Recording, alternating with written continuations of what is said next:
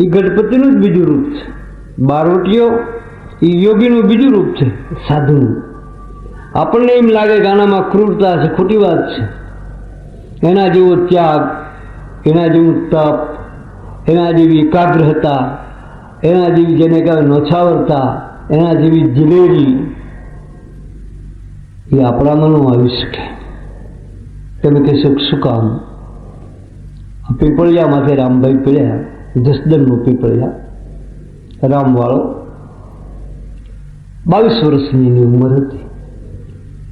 11 જણા એક હારે પડ્યા, ઢોલ વાગવા માંડ્યા, ધ્રજબાંગ ધ્રજબાંગ ધ્રજબાંગ ધ્રજબાંગ, મારા ભાગો ભાગો ભાગો. એ વખતે તેની બીક હતી ભાઈ, એવી ધાક રામવાળાની.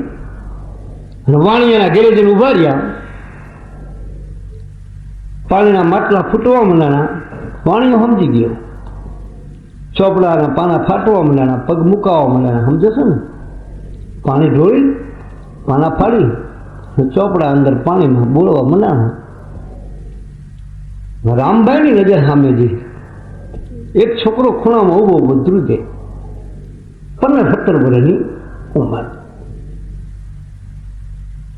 અમારે ધ્રુજતો ધ્રુજતો આવ્યો, જાણતો હતો કે આ નાઇટનો તો કાળ છે. કણબી આવ્યો કાઠમાં લેવા લાખોનું ઇનામ. તાતો હાર માટીએ હિંદવાણ થઈને રફલે ધબ્યો રામડા. કણબી આવ્યો કાઠમાં લેવા લાખોનું ઇનામ. તાતો હળ મતીએ હિંદવાણ તે રફલે ધબ્યો રામડા. અંગ્રેજને આવડ્યું નહીં, અમારા વાળાને કેળાવ્યો નહીં વિલાજ, નહીતર ઝરમટ જેવી જાત રહેવા દેત નહીં. રામડો એ વાટકી જીવડી વાવડી, હામો રાવણ જેવું રાજ. હે પડખે આવ્યો, જાણતો તો હમણાં મારી નાખશે. કેવો છું? લોચા વળી ગયા. ખરબી છું, ભૂલી ગયો છું. બહુ જ ધ્યાન આપજો કે ના કોઈ માર્યો છે ના. તો કબર ચિત્રો કેમ છું? કેમ આમ છું? ઓલું કામ થઈ રહ્યું છે બધું. ફટારા તોડવા, બાયો બોને દીકરીને એક ઓરડે કરી દેવી, ચોપડા ફાડવા, એ કાર્ય તો હાલી નહીં છે. રામભાઈ આની અરે વાતે મળે છે.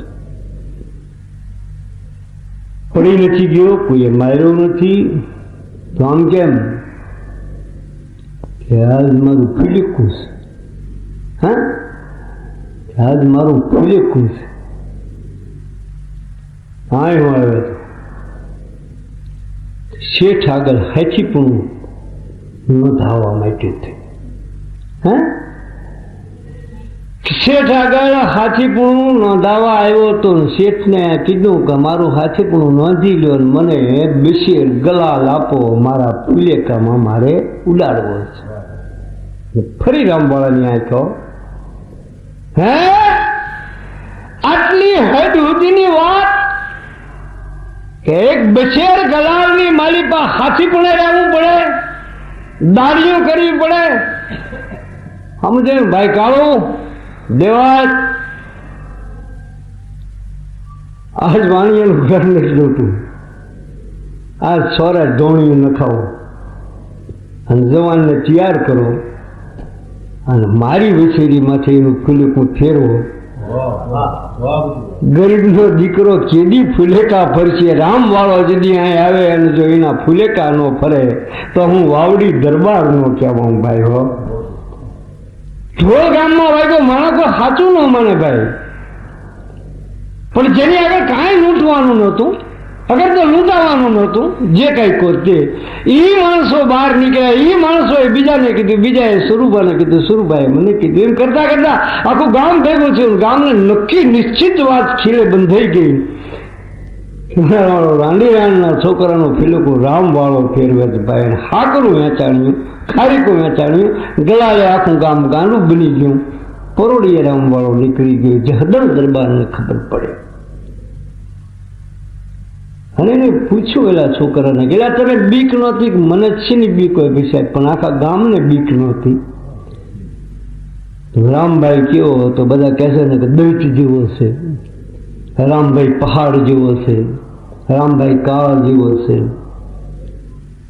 છોકરાની આંખમાં હું પડી ગયા અને શબ્દ સરી પડ્યા. મારી માય એમ કહેતી કે આ તારા બાપ જેવો છે. બહુ મોટી વાત છે. તારો બાપ શેમાડો આવી જાય. કારણ કે એ 17-18 વર્ષનો છોકરો હોય, રામભાઈ 22 વર્ષની ઉંમર, 23 વર્ષે તો કાયમ આવી ગયા છે. તો એની માં 40-45 વર્ષની તો આવી ગઈ, 50 વર્ષની, 40 વર્ષની. અને 40 વર્ષની બાઈએ જયારે દીકરાને કીધું કે આ તો આપણો બાપ કહેવાય, તારો બાપ કહેવાય, બાપ જેવો જે શબ્દ આવ્યો એ આંખમાંથી આવું પડી ગયા. જહદલ ને 84 બાદશાહને ધન છે તારી માને, ધન છે તારી જનેતાને. પ્રવાહ શું હતો જે મેં કીધું ઈ. અને એવું જો દિલ હોય, એવી ભાવના હોય, એવી બારોટીઓ હોય તો એને ઈશ્વર માફ કરી દે છે. અને કદાચ 3 ભુવનનો ઈશ્વર એક જ ઈશ્વર હોઈ શકે એવા 3 ઈશ્વર થયા.